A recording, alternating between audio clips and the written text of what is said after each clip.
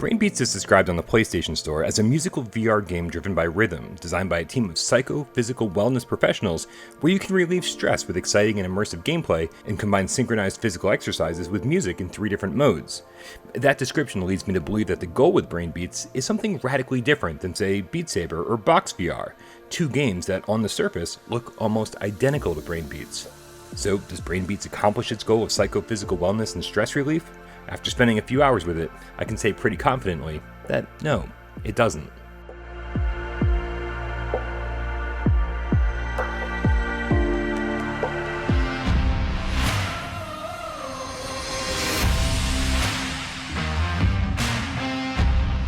The idea here isn't anything we haven't seen before. You've got a blue hand and a red hand, and you'll need to touch red spheres with your red hand and blue spheres with your blue hand. And I do say touch because you can't actually make a fist in-game, so punching would seem odd and somewhat against the meditation vibe that the game seems to be going for. With that in mind, there are special spheres that you need to touch with both hands simultaneously, and blocks that come at you that need to be slashed with swords that are accessed by holding down the trigger on your move controllers. Swapping between your open hands and swords is a pretty fun mechanic that I'd like to see other games like Audica or maybe O-Shape attempt to integrate in order to keep you on your toes. The problem here though is that there's only 2 difficulty settings, slow and normal, and the challenge is virtually non-existent regardless of what speed you play on, which means that you should be able to get about 98% accuracy on every song, every time.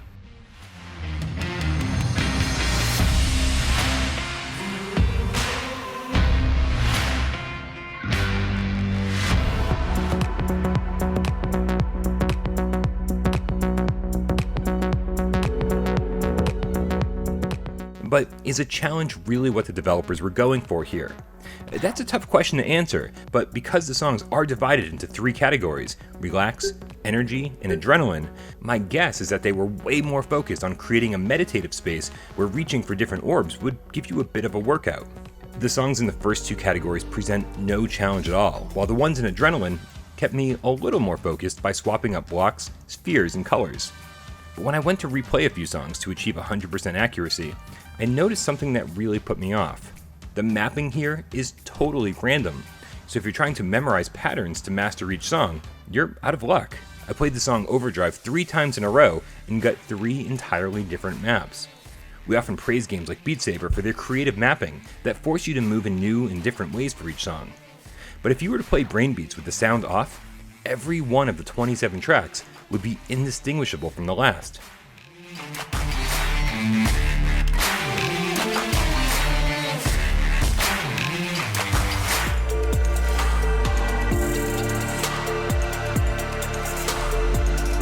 Aesthetically, there's nothing here that makes a $15 price tag feel worthwhile.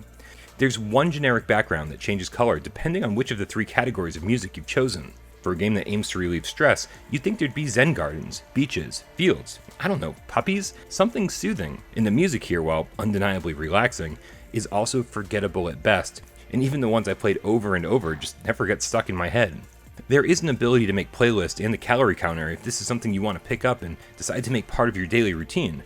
But if you're looking for a good VR workout, I could easily name 10 PSVR games to start with before even considering Brainbeats.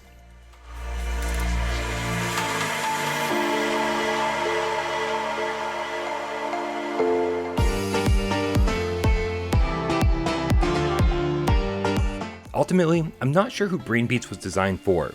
It's not challenging enough for fans of the music rhythm genre, and at least for me personally, it didn't seem to offer any form of stress relief whatsoever. I love that they tried to add a new element to the tried and true Beat Saber formula, but without custom mapping, memorable music, or interesting environments, it's a great mechanic, without a great game.